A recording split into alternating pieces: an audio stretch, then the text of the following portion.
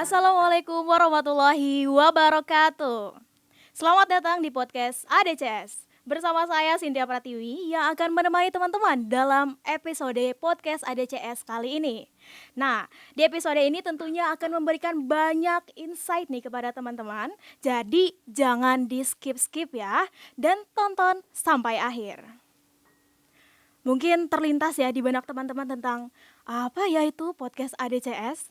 Nah, ADCS atau singkatan dari Accounting Digital Content Session merupakan salah satu program kepengurusan akuntansi atau yang biasa disebut dengan KPA yang digarap oleh divisi internal dan BEM Info yang tentunya melibatkan seluruh kabinet Ignite Fraternity. Output dari ADCS kali ini tentunya adalah video podcast dan di episode kali ini kita juga melakukan live streaming nih yang sudah dilakukan beberapa waktu yang lalu. Jadi, ADCS ini bertujuan untuk memberikan wawasan nih kepada mahasiswa akuntansi dan calon mahasiswa akuntansi terkait dengan dunia kerja profesional agar lebih siap dan termotivasi dalam mempersiapkan diri untuk menghadapi dunia profesional. Seperti yang kita ketahui, bahwasanya IPB University ini mempunyai jurusan akuntansi atau prodi akuntansi yang tergabung dalam sekolah vokasi. Dan pada kesempatan kali ini kami akan mengupas tuntas nih mengenai prospek alumni dari program studi akuntansi SPIPB. Pada hari ini kita akan berbagi mengenai pengalaman sebagai mahasiswa akuntansi SPIPB sampai dengan perjalanan dalam menghadapi dunia profesional sebagai lulusan dari program studi akuntansi SPIPB University. Nah, untuk berbagi pengalaman tersebut tentunya saya tidak sendiri.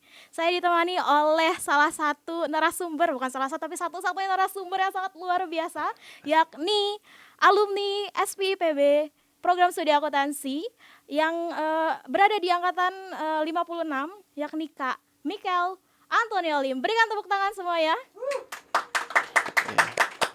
Oke, Kak Michael ini merupakan lulusan akuntansi SPIPB dengan predikat cum laude, wow, yakni dengan IPK 3,65 yang saat ini berkarir di perusahaan konsultan Global Big Four dan firma ternama. Halo Kak Michael, Halo selamat Cynthia, pagi. pagi. Oke, selamat datang ya Kak di Ya. podcast ADCS. Saat ini kita pagi ya teman-teman. Entah nih teman-teman nonton ini kapan. Oke, sebelum kita mulai podcast ini, mungkin Kak Michael boleh sapa-sapa atau memperkenalkan diri secara singkat kepada teman-teman yang menonton podcast ini. Oke, halo semuanya. Perkenalkan nama saya Michael Antonio. Saya dari akuntansi 56. Waktu itu masih di diploma 3. Nah, habis itu saya lanjut di BINUS Ekstensi. Oke, itu aja sih. Oke, berikan tepuk tangan dong teman-teman yang ada di belakang. Oke, mungkin kita langsung saja ya Kak Michael ya. Ketika dulu Kak Michael, kita langsung ke belakang dulu nih. Ketika dulu Kak Michael berada di sekolah menengah atas nih atau SMA SMK. Dulu Kak Michael SMA atau SMK? Aku SMA IPS Oh, jurusannya. SMA IPS. Iya. Bagaimana ceritanya tiba-tiba Kak Michael memutuskan untuk berkuliah di jurusan akuntansi? Oke. Dulu aku lulus SMA 2018, aku gap year setahun. Jadi aku masuk SPIPB itu 2019. Sebelum ke SPIPB tuh aku sempat nyoba SBMPTN. Mungkin sekarang namanya UTBK ya. Iya. Aku gagal semua lah itu. Mandiri juga gagal. Akhirnya SP itu mungkin the last choice pilihan terakhir lah. Jadi aku coba jalur mandiri. Habis itu tes gitu, habis itu pengumuman lolos sih. Itu sih. Wow, berarti lewatnya jalur mandiri. Iya. Terus kenapa tiba-tiba pengen jurusan akuntansi? Kenapa nggak misalkan hukum kayak atau apa gitu? Nah, karena dulu waktu SMA aku pernah ikut ini Olimpiade Akuntansi. Nah, di Kesatuan Bogor. Nah, aku itu sampai semifinal doang sih. Jadi situ mungkin aku tertarik di akuntansi. Nah, di IPB aku baru tahu ada akuntansi juga. Jadi waktu lamar tuh aku pilihnya 3 jurusan, akuntansi, MNI sama MAB gitu sih. Baik. Nah, ketika kakak memilih jurusan akuntansi, mungkin ada kayak ekspektasi kalau akuntansi itu menyulitkan, menyeramkan, banyak angka, banyak hitungan. Setelah kakak terjun nih menjadi mahasiswa akuntansi di SPIPB, apakah itu mitos atau fakta? Mungkin semester 1 masih hahihi ya. Masih teori-teori itu teman-teman, masih pengenalan-pengenalan, tapi semester 2 semester 3 mulai agak kok salah jurusan ya. Kok pusing gitu. Banyak angka-angka kayak jurnal gitu sih. Banyak pembukuan, bikin laporan kan. keuangan gitu sih. Semester 2 udah mulai kebayang ya? Udah mulai kebayang sih. Udah kebayang kira-kira apa yang akan saya hadapi nih di Iya. semester 3, 4 dan seterusnya. Kalau misalkan ekspektasi ketika awal masuk maba tuh, awal masuk menjadi maba di jurusan akuntansi gimana? Ekspektasinya karena dulu di SMA pernah belajar karena apa sih perusahaan jasa sama perusahaan dagang. Iya. Jadi ekspektasinya cuma sebatas itu doang sih. Nggak sampai mikir kok ada intermediate, akuntansi biaya, manajemen, ada audit, pajak gitu-gitu sih. Dulu kebayangnya cuman perusahaan jasa sama perusahaan dagang aja sih yang gampang-gampang itu. Dan ketika menghadapi AKM intermediate Hmm. itu gimana tuh Kak? Susah sih. Kan bukunya bahasa Inggris ya, Kieso kan. Iya. Ya susah sih itu. Oke. Kerja ini susah. Itu berarti belajarnya di AKM 1 di semester 2 ya? Iya, Semester 3. semester 3. Kira-kira nih ketika menjadi mahasiswa kan pasti ada ada ekspektasi nih terhadap dunia kerja. Iya. Nah, kira-kira waktu itu ekspektasi terhadap dunia kerja di akuntansi itu apa, Kak? Dulu aku masuk akuntansi, aku nggak tahu Big Four itu apa sih. Terus Bu Aulia bilang apa nggak ada tugas Big Four, suruh cari Big Four itu apa. Aku cari terus aku tulis tangan tuh. Nah, dari situ tahu ternyata prospeknya ada ke Big Four juga loh gitu. Tapi dulu alumni itu belum banyak yang ke sana karena mungkin masih D3 yang angkatan aku ya. Jadi kan syaratnya S1 tuh ke Big Four. Jadi belum apa ya berkecil hati lah untuk ke sana gitu. Jadi targetnya mungkin KP-KP kecil, KP di bawahnya dulu sih ngumpulin pengalaman. Atau enggak mungkin kerja di perusahaan biasa sih dulu ekspektasinya. Tapi ternyata masuk Big Four ya? Ya itu nggak diduga sih sebenarnya. Luar biasa ya, Ya Kak. bersyukur juga. Keren banget nih. Kan ada anggapan umum kalau IPB tuh Institut Perbankan Bogor. Nah benar tuh. Institut Perbankan BUMN tuh. Iya benar. Bahkan sempat di-mention juga nih oleh Profesor Arif, Bapak Profesor Arif ya, waktu kalau nggak salah saya ketika itu MPKMB angkatan 61. Nah, menurut Kakak nih, kalau ada pandangan mengenai akuntansi tuh, akuntansi IPB tuh kayaknya akan kerja di bank tuh. Menurut Kakak itu mitos atau fakta, dan kira-kira kenapa? Bisa fakta bisa mitos sih. Karena sebagian teman-temanku ada yang ODP Mandiri juga, ada yang ODP BNI, MT-nya bank lah. Gitu sih. Tapi yang pernah yang dibilang sama Cynthia benar sih, IPB itu institut perbankan kan. Karena di IPB tuh lingkungannya sponsornya Mandiri kan, BNI, ATM-nya juga sama kan. Ya, Tapi untuk ke non bank itu juga banyak sih. Teman-temanku ada yang jadi PNS juga, ada yang di perusahaan corporate juga, kayak Big Four dan lain-lain juga sih. Ada yang di startup juga gitu. Jadi nggak selamanya bank sih. Mungkin 50% masih bank sih. Sisanya mungkin enggak gitu. tapi tetap ya. Bank Resmi sih. itu 50% Iya karena bank. aku kan riset tuh direkturnya Mandiri atau BRI tuh alumni IPB. Wow. Jadi sangat kuat lah pengaruhnya bank IPB tuh. Teman-teman siap-siap di bank. Gitu. Enggak. Kita berusaha untuk di Big Four. Untuk akuntansi itu berusaha untuk di Big Four ya tentunya Iya ya. atau di FMCG juga bisa, Iya. kayak Unilever, yang lain-lain sih. Tapi di bank juga seru nggak sih Kak harusnya ya? Kalau Kakak mungkin belum pernah di bank mungkin, atau pernah? Kalau tempat cerita dari teman-teman sih, kalau waktu MT Bank tuh kan setahun ya, itu tuh dikasih pelajaran banyak kan. Terus harus kayak kalau kalian bagian sales tuh kalian nyari nasabah, nyari kredit gitu. Itu realitanya sebenarnya yang harus kalian tahu. Kalau kerja di bank tuh nggak seenak di kantoran gitu. Karena kan MT dari bawah kan, gitu sih. Wah, luar biasa sekali ya.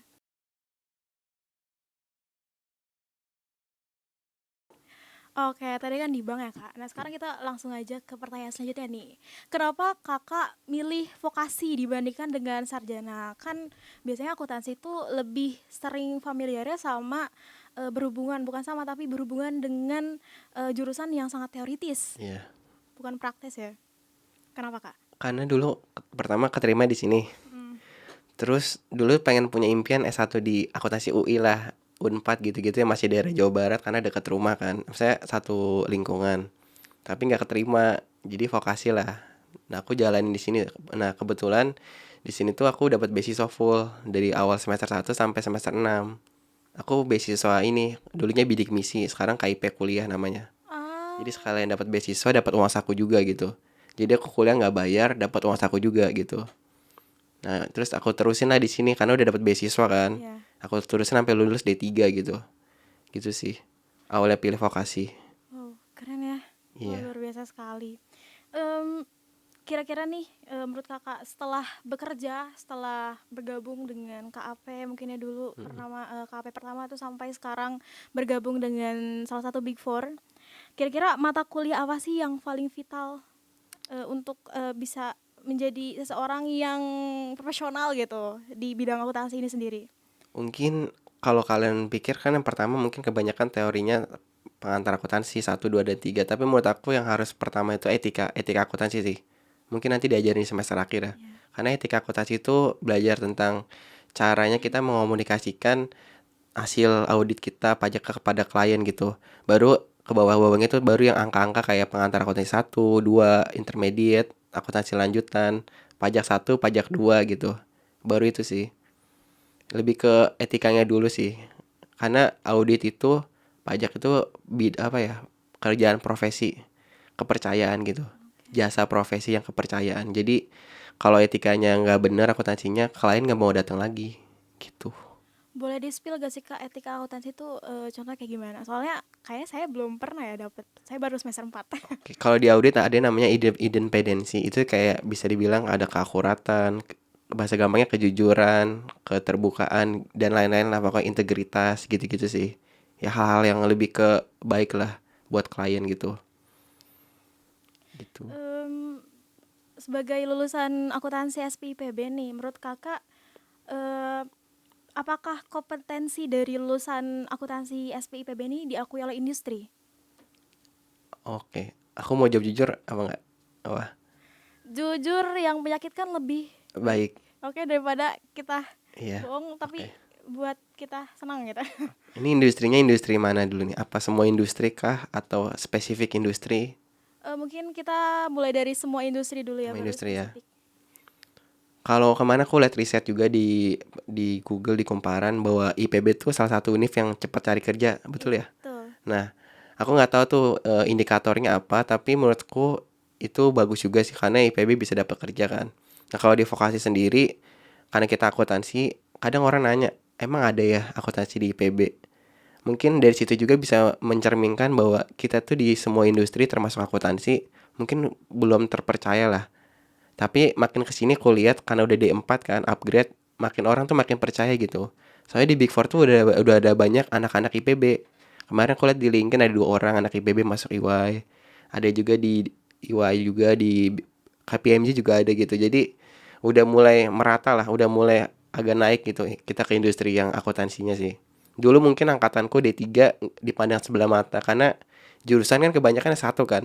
Iya, Nah, betul. sekarang kan jurusan S1 atau D4 kan. Dulu aku waktu D3 tuh susah banget mau masuk yang S1 gitu loh. Makanya aku kuliah lagi gitu. Jadi karena sekarang udah D4, jadi lebih banyak diakui Iya, oleh lebih banyak diakui industrinya industri. begitu. Kalau untuk spesifiknya mungkin dari pajak atau dari bidang-bidang lain, mungkin dari kakak. Kebanyakan diterimanya. Iya. Ada yang di audit sih kebanyakan. Audit pajak Oh, kebanyakan sama corporate sih biasanya. oke oke oke. Wah, berarti sudah luar biasa sekali ya. Iya. Lulusannya sudah banyak diakui, apalagi sekarang udah mulai jadi D4 ya, udah Jadi jadi D4 tuh D4 udah ini. bagus.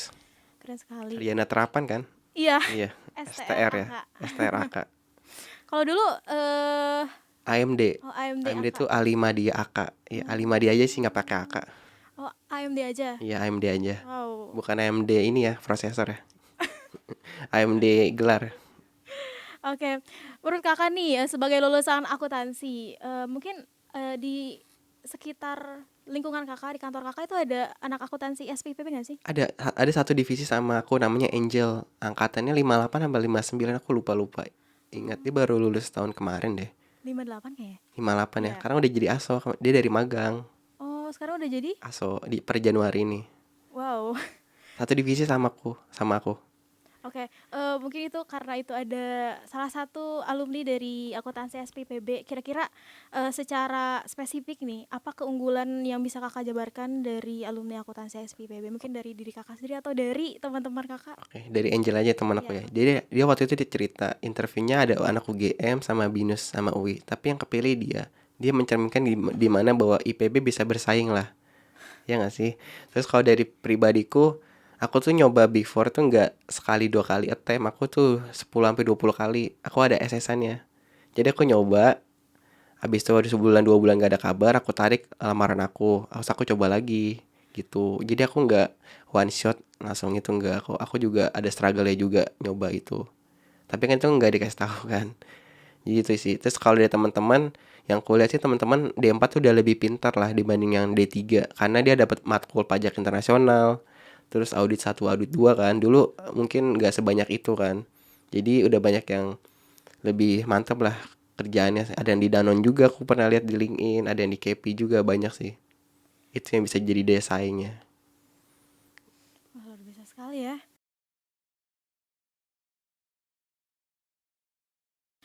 Oke, pas saya lihat dari CV kakak, kakak tadi kan kakak juga bilang ya pernah menang lomba, terus Iya, ketika di SP juga pernah menang lomba juga ya. menang menang tapi nggak sebanyak yang di sekarang S1 sih, yang di BINUS. Oh, Iya. kakak kan lulus dengan IPK yang bisa dibilang itu cukup tinggi, tiga koma enam Mm, lima, cum laude lagi. iya, Ya, ingat ya teman-teman, cum laude lagi 3,65. Nah, tapi juga kakak aktif organisasi Tech Center iya. kalau di SP. Terus juga menang berbagai lomba. Nah, kira-kira apa sih rahasia kakak untuk bisa menyeimbangkan antara akademik dan non akademik? Oke. Pertama, kalau dibilang seimbang, enggak, sebenarnya itu aku ngaturnya tuh agak berantakan Ya. karena deket-deketan. Jadi waktu di vokasi, karena COVID ya, jadi waktunya lebih fleksibel. Aku bisa 2 laptop dalam satu pertemuan itu. Yang satu meeting organisasi, satu lagi mungkin lomba atau enggak kuliah gitu sih. Karena COVID ya, fleksibel WFH kan di rumah jadinya. Tapi kalau offline biasanya aku ngaturnya tuh kan lomba tuh ada jadwalnya. Aku cari yang jadwal lomba tuh agak-agak jauh lah. Tapi aku nyari lomba tuh ya ada tujuannya, ada reasonnya. Apa tuh? Nah reasonnya tuh aku nggak mau lomba sembarang lomba. Kayak kalian misal lomba akuntansi atau lomba bisnis case gitu. Aku mau cari lomba yang lomba itu dari perusahaan. Nah contoh yang pernah aku ikutin tuh ada lomba dari Allianz, BRI, terus juga ada dari Philip Morris, Sampurna gitu, sama Goto atau Gopay, dan beberapa. Kenapa aku cari lomba yang kayak gitu? Karena aku cari kalau menang atau at least lolos, itu bisa dapat opportunity kerja di sana gitu, tanpa melalui tes yang sulit gitu. Oke. Jadi cara shortcut untuk eh cheatingnya adalah lewat lomba. Karena aku males ikutin rekrutmen yang panjang buat prosesnya. Makanya aku cara shortcutnya lewat lomba. Karena kalau menang lomba dapat tawaran. Kalau nggak dapat tawaran tuh mungkin dapat beberapa step bisa lewat lah. Langsung ke interview direktur atau SR gitu, gitu sih. Makanya aku ikut lomba tujuannya buat itu. Tapi aku garis bawahi lombanya yang dari perusahaan. Kalau yang dari kayak kampus, aku kurang tertarik karena selain hadiahnya mungkin kecil dan gak ada opportunity untuk kerja gitu loh. Tapi ada beberapa kampus yang sekarang lombanya udah upgrade lah, udah kerja sama sama berbagai perusahaan. Tujuan aku ikut lomba itu buat karir juga, aku mau explore karir juga sih. Karena selama ini di KAP doang, gitu. Oke, tapi ada ini nggak Kak, ada kayak cerita di balik di masa lalu itu yang ketika Kakak dapat menang lomba tersebut, terus dapat tawaran gitu? Pernah dapat ditawarin waktu itu kan menang lomba BRI juara 2 tuh bisnis case. Nah, Iya. ditawarin MT-nya kan. Terus aku bilang SR-nya aku, tapi ada tesnya lagi, cuman nih kayak next beberapa step, tapi aku bilang belum siap gitu. Karena waktu itu masih kuliah di BINUS, belum lulus, belum ada SKL. Jadi aku tolak, bukan tolak sih, mungkin coba nanti lah. Nah, kalau manajemen waktunya sih ya gitu, paling kuliah, lomba, kerja gitu sih. Itu doang kegiatan aku. Weekend aku pakai buat kalau nggak lomba tidur, istirahat, atau mungkin apa ya, kuliah sih paling gitu. Oke. Tapi cara ngatur waktu itu gimana? Selain Biasa dari 2 laptop tadi? aku bikin to-do list sih. Sehari ini aku kerjain apa aja. Terus selain itu aku juga catat nih pengeluaran aku. Jadi selain waktu, waktu ada uang kan. Iya. Jadi uang juga dicatat, waktu juga dicatat gitu sih. Bisa mungkin pakai Notion atau Google Calendar. Iya. Misalnya hari Senin ngelakuin apa aja aku catat nih, gitu sih. Cuman aku beberapa ada yang miss juga karena terlalu banyak itu kadang otak juga pusing gitu. Jadi yang aku catat tuh yang penting-penting aja sih kegiatannya. Biar nggak lupa sih. Jadi kayak dicatat itu biasanya sebelum hari dimulai atau sesudah nih? Paling sebelum hari sama sesudahnya sih. Maksudnya pas kita ngelakuinnya sih gitu. Oke. Menurut Kakak nih, sebagai mahasiswa ya, dulu kalau sekarang sudah jadi sarjana, Ya, sarjana akuntansi. amin. Amin. Sebagai mahasiswa kira-kira, waktu yang paling tepat untuk Kakak benar-benar mulai fokus mempersiapkan diri untuk bisa, apa ya, untuk karir gitu? Oke, sebenarnya kalau kalian ambis banget ya, kalian masih semester 4 ya? Iya, 4 ada yang atau ada yang semester, semester 2 kan? Itu ada. adalah waktu terbaik banget. Karena dulu aku nggak ada yang ngasih tahu kalau kalian dari semester 1 udah ambis kayak mau ke Big Four atau ke Unilever, ke Danone, Nestle gitu-gitu, kalian bisa siapin dari semester 1. Kalau aku dulu telat banget sih nyiapinnya dari pas semester akhir baru lulus. Kayak baru ikut brevet, baru ikut lomba tuh udah mau semester akhir lah. Jadi selama kuliah itu hanya fokus organisasi aja, tapi nggak pernah explore kesempatan di luar sana gitu. Nah dari semester 1 ini waktu terbaik nih buat ambis. Cara gimana mungkin ngumpulin info, berjejaring, ikut lomba, cari beasiswa, ikut koneksi. Mungkin dulu ada ISMA kali ya, pertukaran IPB juga ada kan ya, pertukaran ke Jepang setahu aku. Ada. Nah itu ikut-ikut yang kayak gitu buat nambah pengalaman, relasi gitu. Biar CV-nya makin ngeboost gitu. Jadi pas nanti lamar, wah CV-nya bisa outstanding gitu. Langsung checklist. Ya mungkin bisa next pass Ya. lah. Karena faktanya SR itu cuma meriksa CV tuh beberapa detik doang kok. Apalagi sekarang pakai sistem. Ah, iya betul betul. Nah, CV-nya CV ATS ya gak formatnya. Iya. Jangan yang CV Canva atau yang itu buat portofolio beda lagi sih. Yang warna-warni ungu Ya hijau itu itu buat kan. portofolio Iya. sih ya. Jangan ya teman-teman, kalau misalkan mau ngeplay CV harusnya CV ATS. ATS Ya, betul gitu. sekali. Nah, dari sisi profesional nih, seberapa besar sih Kak pengaruh dari organisasi untuk bisa membuat HR ini tertarik merekrut kita gitu? Dulu aku sebenarnya dibilang cutting kan, ikut organisasi biar CV-nya penuh kan. Tuh. Nah, tapi setelah aku kerja, CV itu maksimal 2 halaman. Bahkan kalau bagus 1 halaman doang. Jadi semua diteplokin jadi satu dipadetin. Nah, dulu tuh CV aku tuh berhalaman gitu, 3 halaman lebih lah. Jadi aku cut-cutin yang nggak penting. Aku cuma taruh satu organisasi yang bener-bener aku ikutin dari awal sampai akhir, aku ngerti. Contohnya tax center. Sisanya aku taruh ini pengalaman experience magang sama lomba sih. Jadi aku cuma 2 lembar kurang lah. Itu sih sebenarnya. Kalau nah sama ini sih mungkin ikut yang di luar yang dikena SR. Contoh ISEC 180 degrees IPB. Ya. Terus ada apa lagi do well good, ada student catalyst, student sia, youth rangers gitu-gitu. Banyak sih. Yang itu kan organisasi yang lebih dikenal SR kan. Kalau internal kayak pengurus itu mungkin lebih ke pengenalan sama cutting, koneksi dalam kali ya. Tapi kalau untuk koneksi yang lebih luas, ikutnya yang lebih terkenal sih. Itu SR pasti lebih lebih notice sih. Gitu sih. Berarti berpengaruh ya? Berpengaruh sekali ya? Berpengaruh tapi nggak 100% ya. Oh iya. Bisa di notice aja mungkin. Mungkin SR alumni organisasi itu kan bisa sama. Nah, itu kan bisa enak tuh ngobrolnya nanti. Iya, oke. Berarti ujungnya tetap skill kita sih ya, betul ya Kak? Iya, tapi untuk masuk organisasi agak ada tes-tesnya juga sih beberapa Organisasi. yang IC Oh gitu-gitu. iya, Heeh. ada tes-tesnya. Berarti ini berpengaruh tapi tetap tapi tidak 100% alias ujungnya berarti skill kita yang Iya, memang semua kombinasi lah. ya Kombinasi kombinasi skill, ya skill. organisasi, koneksi, pengalaman, IPK, matkul, banyak sih pokoknya. Kombinasi lah. Nah, itu yang akan menjadikan suatu harmonisasi Oh ya. gitu. Oke, berarti Kakak sudah mengharmonisasi itu semua. Enggak semua soalnya masih ada yang fals. Enggak semuanya lah. Tapi sudah berhasil ya. Bisa dibilang cukup berhasil untuk Ya cukup lah. mengharmonisasi itu semua. Keren sekali. Oke, kira-kira nih keterampilan apa yang paling dibutuhkan atau dicari di dunia kerja di bidang keuangan saat ini? Oke, pertama mungkin bahasa kali ya. Kalau kalian bisa bahasa Inggris, itu wajib kayak di era sekarang. Bahasa Inggrisku juga nggak bagus banget, tapi aku at least bisa lah ngerti dan bisa nulis juga. Yang kedua Mandarin sih, karena di Big Four tuh ada divisi khusus Mandarin sama Korean speaker. Kalau kalian suka drakor, itu kalian pelajari bener-bener tuh bahasa Korea karena klien kita banyak dari Korea sama Jepang. Bahkan ada native speaker dari Korea di hiring untuk ke Indonesia buat jadi apa ya translator gitu sih. Jepang, Korea itu penting. Mandarin lah. Tiga divisi Asia itu penting. Kalau kalian bisa salah satu itu nilai plus banget. Karena di KPMG aku pernah lihat loker khusus bahasa Mandarin. Iya. Tapi audit atau pajak gitu. Nah kalian tuh kalau bisa bahasa Mandarin tuh enak banget. Atau bahasa Korea atau bahasa Jepang lah. Tiga itu. Karena Indonesia sendiri tuh kebanyakan perusahaan tiga itu kan.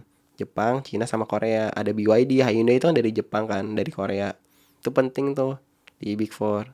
Aku belum bisa sebenarnya, aku mau belajar biar upgrade skill. Iya. Itu satu, bahasa penting. Kedua, mungkin ini sih sertifikasi lah, bisa accurate, brevet, gitu-gitu sih. MySkill gitu-gitu. Terus juga data analitik, kayak belajar Python, MySkill aku mau belajar juga itu. Soalnya itu penting buat ngolah data nanti Excel, lebih praktis kan. Itu sih paling skill-skill yang dibutuhin, sama ini skill cara gunain AI. Nggak cuma ChatGPT, ada banyak black box dan lain-lain cara gunain AI gitu. Ngerti cara bikin promptnya. Jadi kalau kita cari kerjaan bisa lebih cepet sih. Wah, berarti tadi Gitu. pertama bahasa. Bahasa, sertifikasi, terus AI, itu sih paling. Berarti itu 3 hal yang sekarang tuh paling dibutuhkan Iya, saat sama jangan lupa akuntansinya ya. Oh iya, Iya, kalau akuntansi emang udah wajib lah. wajib Iya. banget ya Kak, wajib sekali untuk bisa dikuasai oleh mahasiswa akuntansi. Jangan lupa ya teman-teman. Kalau bisa dari sekarang nih ya Kak, Iya. belajar belajar dulu akuntansinya paling penting, tapi belajar dulu mungkin belajar lagi tentang bahasa Iya. Inggrisnya dulu mungkin ya diperbaiki. Terus Mm. kemudian kalau mau yang suka drakor, belajar bahasa Dracin, Korea, Dracin, Dracin, drama belajar Cina. ya yang Ya, CEO itu mungkin ya. iya. Aku Tapi cari subtitle yang bahasa Mandarin ya. kebanyakan sih dubbing Indo ya Iya, Kak. jangan. Jangan dulu ya, Iya.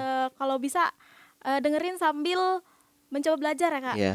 Oke, Intinya akuntansinya yang tiga itu tuh buat supporting aja, iya betul. buat pelengkapnya biar lebih wow gitu, lebih keren nanti. Sama ini, kalau kalian nanti karir, pilihannya cuma tiga sih setahu aku. Kalau kalian mau entrepreneur, kan IPB terkenal entrepreneurship kan, jualan, bikin usaha kan. Bahkan Mapres sebelumnya bikin pet shop gitu ya. Nah, yang kedua, kalau kalian masuk Big Four atau consulting itu tuh kebanyakan mikir kan. Jadi kerjanya pertama entrepreneur, kedua consulting. Consulting itu kayak mikir gitu sih depan laptop aja. Yang ketiga itu MT lah. MTODP, MT11. Nah, tapi kalau MT itu kebanyakan dari bawah tuh suruh jualan sih. Jadi kalian pilih mau usaha sendiri atau mungkin usaha orang tua. Kedua mau mikir keras sampai lembur karena konsultan, tapi nggak jualan, mikir doang depan laptop ke klien, presentasi. Yang ketiga apa mau jadi sales. MT itu pasti selalu dari sales bawahnya. Karena harus belajar dari jadi sales kan. Temanku ada FMCG Unilever, dia jualan ke warung-warung, nawarin produk mereka gitu. Ada juga sales yang mobil gitu-gitu. Semua MT kayak gitu kok, dasarnya harus jualan. Karena itu salah satu skill yang wajib untuk nanti untuk jadi manajemen trainee gitu. Jadi pilihan cuma tiga, mau entrepreneur, consulting atau MT yang MT ada jualannya. Cuman itu doang. Atau mungkin ada pilihan lain, aku nggak tahu ya. Gitu sih. Oke, mungkin teman-teman yang nonton ini tentukan pilihanmu dari sekarang. Iya. Gitu betul. Betul.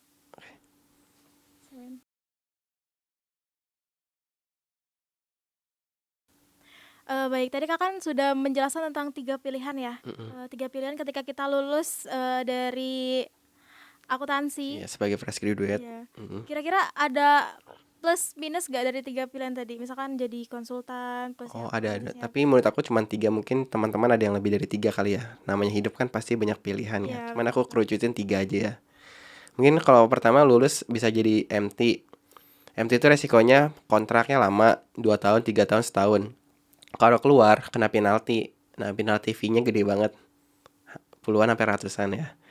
Terus kalau MT itu pasti ada divisi, mungkin round pertama 3 bulan 6 bulan suruh jualan.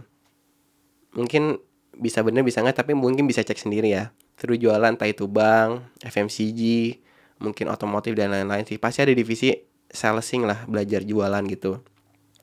Itu yang harus kalian perhitungkan resikonya. Cuman gajinya gede juga.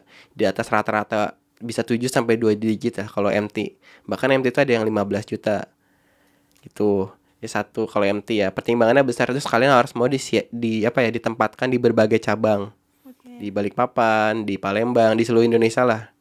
Dan itu tiap 6 bulan pindah cabang, setahun sekali pindah gitu. Karena harus siap perubahan rotasi yang cepat gitu. Terus MT itu kayak skripsi, nanti akhirnya ada tugas akhir yang harus kalian report atau representasiin ke direkturnya. Selama MT itu ngapain aja kalian, belajar apa aja gitu. Kalau kalian nggak pas, kalian dipecat, di fire lah pokoknya. Oke. Tapi kalau pas, kalian bisa jadi asisten manajer atau manajer. Jadi kalau kalian lulus, shortcutnya nggak langsung junior dipotong, seniornya dipotong langsung asisten manajer, atau enggak manajer. Enak kan, cepet kan? Cuman Iya. dalam setahun 2 tahun bisa jadi manajer kan. Tapi ada resiko, ada harga gitu. Itu pertimbangan harus kalian pertimbangin lah. Mentalnya harus siap gitu. Nanti MT itu belajar semua divisi. Keuangan iya, sales iya, semuanya deh pokoknya. Jadi nggak cuma akuntansi doang. Kalian harus siap multitasking, mau belajar juga sih. Gitu. Itu MT ya. Iya, betul. Dan seleksinya susah juga, banyak ribuan orang ikut itu, bahkan sampai ratusan ribu untuk ikut MT. Gitu. PSR-nya juga tinggi gitu ya. Kalau sebagai konsul. Yang kedua sebagai konsultan itu resikonya belajarnya depan Excel terus, depan laptop lembur gitu-gitu sih.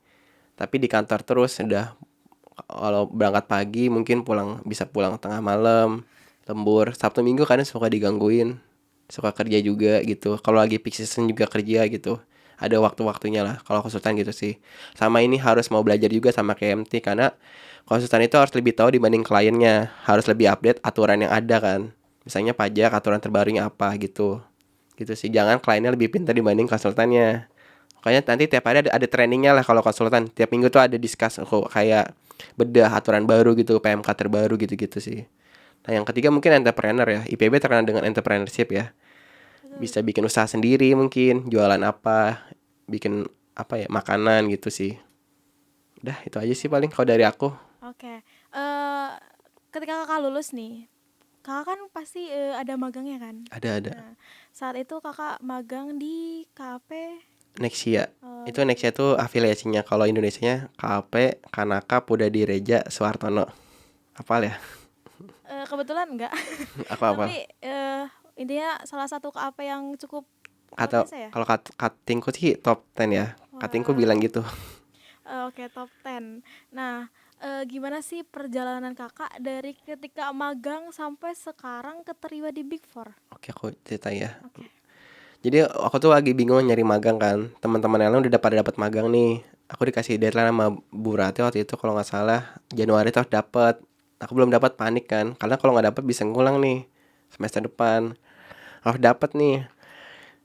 Aku cari, akhirnya aku dikasih cuttingku di tech center. Lagi-lagi koneksi itu penting guys. Koneksi itu Baik itu internal maupun eksternal. Aku dapat nomor HP untuk lamar, aku telepon, aku datang tuh lamar offline, kasih CV. Dulu masih zamannya offline lah, belum ada kayak digital kayak gini. Aku datang, tuh aku tungguin sekitar semingguan atau 2 minggu onboarding gitu. Habis itu pertama kalinya aku magang sih. Aku banyak ngelakuin kesalahan, bahkan Excelku masih kurang bagus lah. Tapi senior di sana baik-baik banget, ngajarin, bahkan main game bareng, makan bareng gitu sih. Aku banyak pelajaran pertama lah, kerja pertamaku di situ sih, di Nexia itu. Habis itu aku resign dari situ karena kan kontraknya 4 bulan. Aku resign 3 bulan sih. Karena aku mau ngerjain TA aku belum kelar, udah deadline soalnya. Habis resign aku gap dulu sebulan istirahat. Aku lama lagi di BDO. Pilihnya advisory. Itu ngituin implementasi PSAK gitu sih. Kalau yang tadi kan intern audit gitu. Habis dari BDO 3 bulan aku ke BUMN, ke accounting di perusahaan konstruksi gitu. Habis itu aku jadi junior auditor di KP Heliantono dan rekan. Itu dapat dari cutting juga tuh lokernya. Jadi cutting nawarin. Jadi intinya baik-baik lah sama cutting, perbanyak koneksi gitu loh. Gitu sih, karena loker tuh nggak di-share. Cutting nggak mungkin nge-share ke media sosial kan. Dia ngechat langsung di grup angkatan bisa, PC bisa gitu. Makanya kalau di penelitian aku research ya, 70% loker tuh nggak di-share. Oh, Iya, nggak di-share. 70% loker tuh diem-diem guys. Gitu sih. Yang di-share cuma 30% doang. wow. Gitu. Habis dari situ aku baru tuh kalian tahun aku apa ya, break dulu, aku fokus lomba-lomba dulu tuh, sekali pengalaman lain baru ke PWC gitu. Pas lebaran, masuknya pas habis lebaran tahun lalu, 2024 sorry. Setelah 20 kali percobaan. Iya betul, aku Berarti, nggak one shot guys. tapi keren ya. Maksudnya tidak menyerah Iya, dan selalu mencoba terus-menerus. harus punya impian sih, grit, harus punya grit, kegigihan. Kalau emang mau itu sampai 20 kali pun hajar aja. Mungkin SR sampai bosan kali ini orang apply mulu nih, tapi nggak apa ya, nggak tembus, nggak apa-apa sih. Tapi selama 20 kali itu kakak kan pasti mengupdate diri ya. Ya aku upgrade terus CV aku sih. Jadi tiap aku lamar aku upgrade yang baru gitu. Supaya aku nggak sama dengan yang sebelumnya. Keren Sampai banget. akhirnya bisa kepanggil lah untuk interview. Dan aku interviewnya tuh sama direkturnya langsung. Teman-teman aku pas sama manajer kan, sama senior manajer aku sama direkturnya. Mungkin karena yang bisa dia doang kali ya. Dan direkturnya baik sih, ditanya cuman hal-hal kayak jurnal, terus hal-hal basic sih, basic audit apa gitu sih. Nggak yang kayak bikin study case, enggak kok kalau buat magang gitu. Oke. Berarti pas kakak keterima di PwC. ya, Heeh. itu tuh berarti bukan sebagai fresh graduate. Bukan, aku waktu itu udah kuliah di BINUS Ah, semester 3 kalau nggak salah gitu. berarti menurut kakak nih, kira-kira untuk fresh graduate itu skill apa sih yang paling dibutuhkan di dunia kerja? Kira-kira? Tadi itu bahasa bahasa Ya, balik bahasa lagi ya, ya, bahasa, terus Excel, Excel, data analitik, sama ini misalnya posisinya minta apa. ya, Kalau bisa kalian punya sertifikatnya sih. Itu udah jalur langsung auto deh auto lolos. lolos. Karena sertifikatnya juga susah dapetinnya gitu. Kalau audit kan ada CA, CPA kan. Chartered Accountant, Chartered Public Accountant gitu kan. Kalau kalian namanya udah misalnya Cynthia, titik koma CA, CPA itu udah pasti jadi langsung senior atau mungkin langsung masuk lah. Karena itu udah gelarnya udah teruji lah. Iya. Gitu sih. Kalau Oh, kalian sering lihat dosen ada yang punya CA kan. Bu Mela kan BKP. Itu kan bersertifikat konsultan pajak gitu. iya. Kalau pajak, aku belum punya, aku mau menuju ke sana. Karena Ah, ujiannya mahal, perlu modal. Kalau gagal nggak bisa balik duitnya. harus Jadi ngulang lagi. ya ngulang lagi. Jadi aku mau ngumpulin duit juga sih sembari belajar. Tadi kan dari KAP, dari berbagai KAP ya, Iya. terus ke Big Four nih. Kira-kira apa perbedaan mendasar yang kakak rasakan ketika bekerja di KAP dan di Big Four? Perbedaannya kira-kira apa?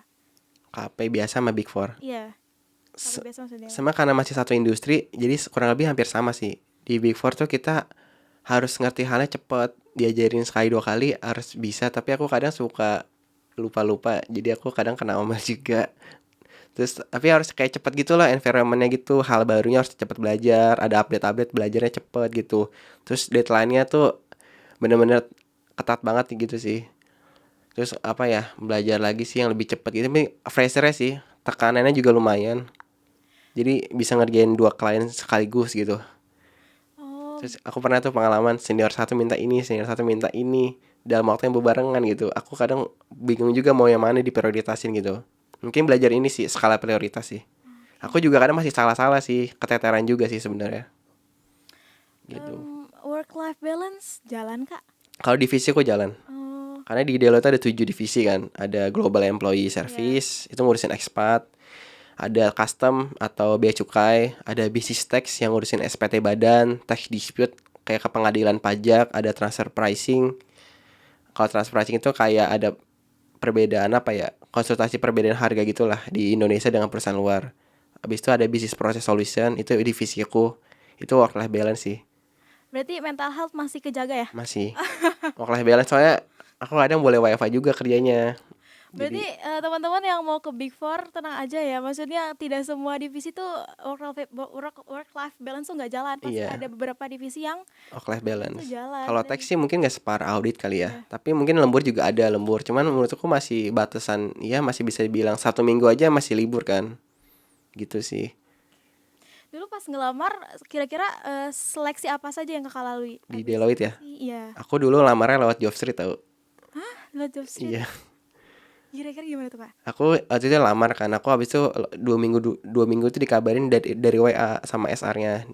Kamu masih tertarik di posisi ini. Terus aku diundang interview offline. Aku diinterview sama dua manajer lah. Ditanya-tanyain sih, kamu pajak tahu apa aja kan? Karena ini kan aku first time pengalaman pajak ya. Dulunya aku full audit kan. Jadi aku bener-bener ngeblank gitu loh. Dan aku cuman sebutin aku tahu aja. Gitu sih. Oh, berarti dari job street terus langsung dihubungi. Iya. Oke. Sebenarnya lokernya juga ada di LinkedIn, cuman aku waktu itu lihatnya di Jobstreet gitu. Habis itu di apa ya? Di directly ke websitenya mereka gitu. Nah, kalau kalian mau lamar Delo, langsung ke websitenya aja. Lagi buka magang sekarang. Wow. Kalau kalian mau daftar. Karena lagi peak season nih, lagi butuh banyak orang. Oh, luar biasa ya. Kira-kira kan kalau itu kan berarti langsung dihubungi. Pasti kakak pernah ada seleksi yang kayak administrasi, terus Pernah. juga di tes dan segala macam. Kira-kira menurut kakak apa hal-hal yang perlu dihindari oleh mahasiswa untuk ketika mereka seleksi? Kalau seleksi itu tesnya dua kan, Ya. tergantung posisi ya. Kalau yang akunting atau itu ada tes akunting, tapi bahasa Inggris semua PG. Itu menurut aku masih gampang sih, karena prinsipal akunting dasar-dasar lah, jurnal dasar. Cuma karena aku udah lupa-lupa, kadang aku juga suka susah ngerjainnya. Harus direview lagi guys, pengantar satu, pengantar akuntansi 2, intermediate harus direview lagi, jangan dilupain ya.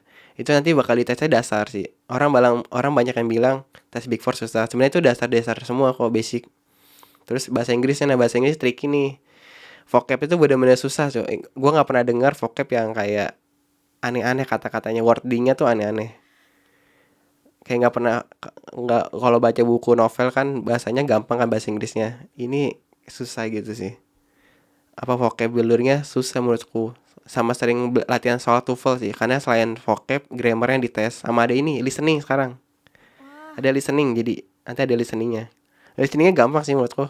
Nggak yang panjang banget, cuma 2 kalimat gitu. tapi berarti selain dari akuntansi itu sendiri tadi berkali-kali disinggung ya bahwa bahasa juga menjadi Iya, salah bahasa satu. di Big Four tuh bahasa Inggris penting. Karena aku waktu itu punya teman dari Delo Malaysia, satu klien ya, aku sering ngomongnya pakai bahasa Inggris campur Melayu sih. Aku dulu pernah ngajarin orang Malaysia itu pakai bahasa Inggris, dan itu awalnya aku takut kan, karena bahasa Inggrisku belum terbiasa lah. Tapi lama-lama karena tuntutan juga, jadi lama-lama mulai pede aja sih gitu. Dan orang luar juga ngerti kok kita bahasa Inggris ngomong apa, yang penting kita pede sih, jangan kelihatan grogi gitu. Itu first time aku sama Deloitte Malaysia lah, seru sih. Aduh pasti seru banget ya.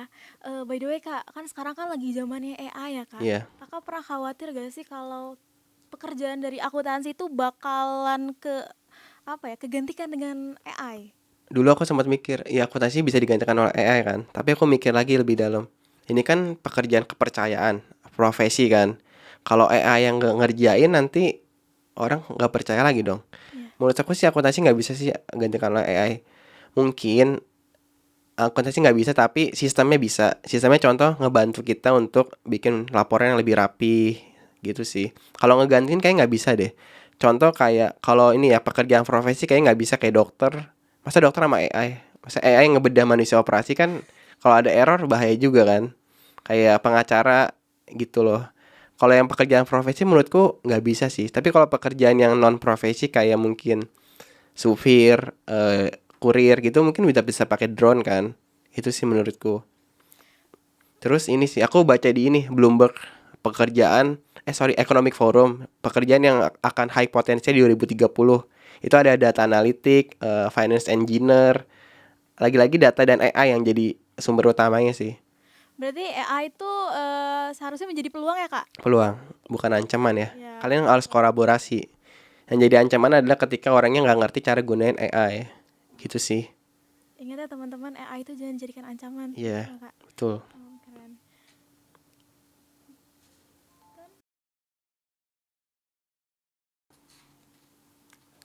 Baik, boleh tanya nggak sih kak mengenai biasanya kakak itu selain dari grup WA atau mungkin pribadi chat, biasanya kakak memantau lowongan kerja Big Four tuh dari website atau apa gitu? Oke, kalau masuk Before tuh sebenarnya ada 3 cara guys. Ya, Cara normal, apply sendiri dari LinkedIn, usaha sendiri. Cara kedua, kampus hiring. Karena aku ekstensinya di BINUS, ya, kadang Big Four sering ke BINUS, kampus hiring. Kampus hiring itu ibarat kata orang dalam versi besar, karena dia cuman orang itu doang, mahasiswa itu doang yang bisa daftar kan. Mahasiswa lain mungkin nggak boleh kali ya. Itu kampus hiring. Cuman kampus hiring itu nggak semuanya ada gitu. Dulu tuh ada namanya roadshow Big Four. Jadi Big Four tuh datang dari Jakarta, Surabaya, muter gitu ke kampus-kampus gitu sih. Nah, yang ketiga ini, kalau kalian berani ya, kalian minta rekomendasi dari orang yang udah kerja di sana. Kirim CV ke sana, misalnya, Kak, pakai bahasa Inggris atau pakai bahasa Indonesia. Aku punya pengalaman ini, ada loker kosong nggak di sana? Kalian bener-bener itu rekomendasiin diri kalian, jual diri kalian lah ke situ, ke kakak itu. Tapi konteksnya untuk lama kerja ya, iya betul. gitu sih. Nah, kalau ke pajak sendiri, Nah gitu aja. Kalau misalkan ngincar posisi pajak nih, Mm-mm. kalau tax Kakak kan tax ya, khusus pajak ya. Nah, kalau di Big Four sendiri tuh wajib sertifikasi nggak sih? Ada sertifikasi nggak sih? Kalau di requirement-nya dicantumin, iya. Iya, Tapi nilai plus sih. Sebenarnya kalau nggak punya nggak apa-apa, karena brevet mahal kan ya, iya. 2 juta sampai 3 juta kan. Nah, brevet tuh ada A, B, C. Nah, brevet tuh beda ya. Brevet tuh cuman bimbel aja sebenarnya. Nah, kalau kalian benar-benar pengen serius di pajak, harus punya USKP. USKP itu ujian sertifikat konsultan pajak. Temenku ada yang udah dapet tuh, yang A, keren dia. Dia emang fokus di pajak sih. Nah, itu ada tahapannya A, B, sama C. Dan itu ujiannya gratis. Cuman karena gratis harus war tiket. Kuotanya terbatas. Itu tuh ujiannya di seluruh Indonesia. Diselenggarain sama IKPI, Ikatan Konsultan Perpajakan Indonesia. Kalau punya USKPA itu buat orang pribadi, B itu badan, C itu internasional atau badan lah. Kalau kalian punya A, B, C, USKP, bukan brevet ya. Iya. Ini USKP ujian negara. Nanti dapat izin dari Kemenkeu sama DJP. Kalian bisa buka kantor konsultan pajak sendiri gitu. Jadi kalian bisa ngecas fee. Keluarga kalian nih ada bisnis UMKM mau bayar pajak, bayar fee kalian. Kalian udah punya izin berpraktik lah. Nanti nama kalian Cynthia titik BKP, bersertifikat konsultan pajak gitu. Cynthia CA, CPA, BKP itu. Lu udah bisa buka kantor akunting sendiri, kantor audit sendiri sama kantor pajak sendiri gitu. Bisa jadi entrepreneur juga. Entrepreneur tuh bisa diriin KP juga tahu. Iya. Ada tuh alumni 46 kalau nggak salah pernah datang ke podcast ini kalau nggak salah atau di YouTube. Dia bikin kantor KP sendiri atas nama dia gitu. Jadi entrepreneurnya bisa bikin kantor sendiri. Kalau kantor sendiri kan fee-nya lebih enak kan. Iya. Nggak dibagi-bagi kan. Gitu sih. Wow, berarti banyak ya. Iya sama ini sih logikanya kalau perusahaan ya. Aku mau nanya ke Cynthia. Perusahaan lebih baik diaudit atau nggak bayar pajak? Lebih baik nggak diaudit atau nggak bayar pajak? Menurut Cynthia mana yang lebih urgent? Pajak apa audit? Kalau kalau Cynthia sebagai owner perusahaan, Pajak atau audit. pajak? Kenapa? Kenapa ya? Karena kalau nggak bayar pajak itu nanti urusannya panjang. Ya Setahu betul saya. betul. Nanti kayak ada denda segala macam, terus kita harus bayar 100% lebih banyak kan? Iya betul Kayak sih. gitu. Tapi menurut Kakak gimana? Sama kayak jawaban Cynthia. Mungkin aku tambahin aja ya. Ya. Kalau kita owner perusahaan lebih baiknya bayar pajak sih. Soalnya seniorku pernah bilang di kantor, kamu lebih baik bayar pajak dibanding diaudit. Kenapa? Kalau audit itu bisa entar-entar lah. Kalau pajak lu nggak bayar pajak disegel perusahaannya, ditutup kan nama negara. Gitu sih. Jadi pajak tuh lebih urgent dibanding audit sebenarnya. Cuman kalau ada budget lebih, bagus ngadain audit juga gitu. Cuman pajak tuh lebih urgent gitu. Karena kita tuh APBN sumbernya masih dari pajak, guys. Utamanya baru dari Danantara lah gitu ke bawah gitu sih. Makanya pajak tuh menjadi sektor pertama di negara ini. Karena pajak di negara ini tahun ini kurang penerimaannya gitu, guys. Dan kemarin ada kasus juga kan banyak lah pajak gitu. Makanya pajak tuh urgent banget bagi negara ini. Makanya negara lebih utamain pajak dibanding audit. Nah gitu kalau kamu jadi owner, pajak dulu utamain, audit tuh bisa entar-entar lah. Gitu sih sebenarnya. Ya. Seniorku yang bilang sih waktu itu ke aku. Tapi make sense banget Kak, Ya dan aku baru mikir make sense juga ya kalau punya usaha kayak gitu sih. kita skala prioritasin dulu kalau jadi owner kan, daripada perusahaan disegel tiba-tiba Iya. ya. Betul betul. Baik, mungkin Kakak ada kesan pesan Kesan pesan. terkait dengan podcast ini terakhir? Oke, kesan pesannya mungkin makasih dari tim kepengurusan akuntansi udah diundang ke sini. Sorry ini masih jadi podcast pertamaku kali ya, masih banyak kekurangan juga. Tapi aku senang banget sih bisa sharing sama Cynthia, sama teman-teman di belakang layar. Juga halo guys, sama teman-teman di Instagram mungkin di YouTube. Ya. Aku senang bisa berbagi sih karena yang temanku pernah bilang di IPB apa ya, kebaik apa ya, jadilah orang yang bermanfaat sebanyak-banyaknya bagi orang lain. Katanya ada di hadis mana gitu kan. Ya. Nah itu temanku pernah bilang jadilah yang bermanfaat bagi orang sebanyak-banyaknya gitu sih. Oke. Katanya temanku bilang gitu sih. Aku juga senang bisa nolong sih. Semoga tahun depan atau 2 tahun lagi ada next angkatan yang bisa nyusul lah gitu. Atau mungkin bisa kerja juga di sana di Big Four atau di perusahaan lain, nggak harus Big Four sih. Masih banyak yang lebih bagus sih perusahaannya gitu. Amin ya Allah. Dan kedepannya mungkin akuntansi di angkatan lain bisa lebih terkenal lah di Indonesia terutama sih. bisa bersaing juga lah sama UI, UGM, Trisakti gitu-gitu sih. Gitu sih paling kesan-pesan aku. Oke, dan kita juga tentunya ya berterima kasih ya kepada Kak Mikael yang sudah menyempatkan ke sini di antara kesibukan, bahkan sekarang lagi peak season ya. Terima kasih banyak kepada Kak Mikael, jujur banget ya, izin Kak nih ya. Izin, Big Mo. Izin. Tapi sebelum itu kita tepuk tangan dulu dong teman-teman di belakang. Terima kasih. Teman-teman yang nonton juga boleh tepuk tangan sendirian ya, dimanapun itu, di kamar kayak di kelas, dimanapun ya. Sama ini, kalau mau tanya-tanya boleh lah di IG ku atau nanti aku kasih nomorku atau linkin Boleh mungkin Kak, atau email nanti. dicantumkan di sini editor, boleh? Apa Jadi Kak? kalau mau tanya-tanya tentang Mikael Antonio Lim dah. Oke. Editor jangan lupa. Kalau mau tanya-tanya boleh, nanti aku jawab sebisaku. Kalau minta template CV ATS aku ada. Kalau buat ngebantu nanti aku kasih. Wow, mau. Gratis, gak buka kelas. Gratis. Kalau mau materi audit aku punya. Aku pernah dapat beasiswa dari Bimbel. Harisenin.com tau nggak? Hari Senin. Harisenin.com. Ya di IG ada, pokoknya cari aja. Itu Bimbel Big Four gitu yang ngajar dari accounting Big Four. Aku dapat gratis beasiswanya. Kalau mau aku ada materinya sih. Buat baca-baca. Itu gratis kok, nggak bayar. Yang mau bilang mau di komen. Nggak bohong. Bilang mau di DM Instagramnya kami Ya nanti aku kasih kalau mau belajar Excel apa mungkin aku kasih deh. Wow, saya juga mau. Gratis. Oke. Sudah Kak? Udah itu aja paling. Makasih ya Cynthia, Ya, teman-teman. makasih juga Kak Mikael. Oke, sejujurnya ya, izin nih. Saya kagum nih dengan jawaban Kakak yang sangat luar biasa ya, yang memberikan banyak insight kepada teman-teman yang nonton video ini yang tadi nggak di skip-skip ya. Awas nih yang di skip-skip, awas. Jadi saya bisa menyimpulkan ya Kak Mikael bahwa lulusan akuntansi IPB University ini dapat bersaing nih dengan lulusan akuntansi kampus-kampus lain. Dengan sistem akademik yang dirancang untuk memenuhi tuntutan industri, akuntansi IPB ini mencetak lulusan-lulusan yang memiliki kualitas sesuai dengan standar akuntansi. Pernyataan tersebut tentunya dapat dibuktikan nih dengan hadirnya Kak Mikael Antonio Lim dalam podcast ini. Berikan tepuk tangan yang meriah teman-teman. Tentunya kita juga mempunyai banyak lulusan lain yang memiliki track record yang sangat cemerlang. Wah, luar biasa ya.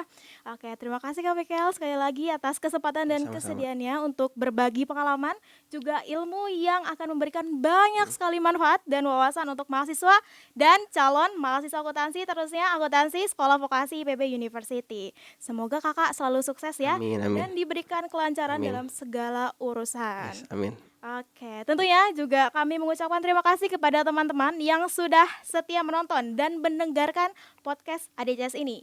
Jangan lupa untuk like dan klik subscribe. Klik subscribe, aktifkan lonceng, dan nantikan video menarik lainnya. Saya Cynthia Pratiwi. Saya Mikael Antonio, jangan lupa dicicil ya belajarnya. Dari sekarang. Oke, jangan lupa dicicil belajarnya dan kami pamit undur diri. Wassalamualaikum warahmatullahi wabarakatuh. Terima kasih. Sampai jumpa di podcast selanjutnya.